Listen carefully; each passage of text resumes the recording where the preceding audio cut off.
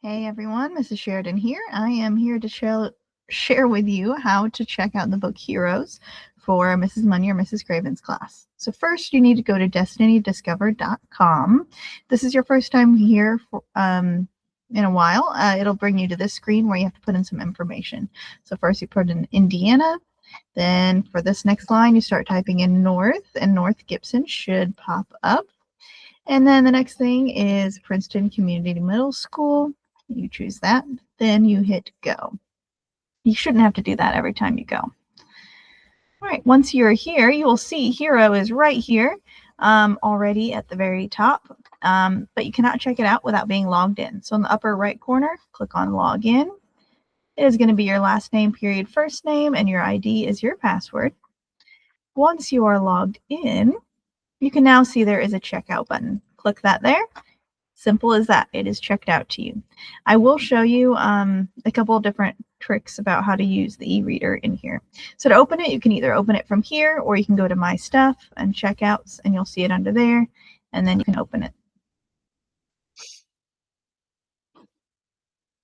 So from here, it will remember where you left off last time you were reading it. I checked this out earlier today to try things out, and it remembered I left off at chapter 1, even though I had returned it and checked it out again. I do want to show you some of the settings here. So you can choose the dyslexic font, which the dyslexic font helps if you are dyslexic. It helps keep you focused and be able to stay in there. So you can choose, try it, see if you like it. If you don't, you can turn it back off. You can go to viewing mode for day or night, so whatever you prefer there. You can also mess with your font size here to make it bigger or smaller. And then you can choose from 1-page or 2-page layout, however helps keep you focused.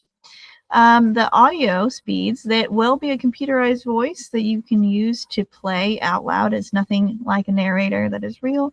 I think the voice I like the best here is Mark, and I will play that for you here in a minute.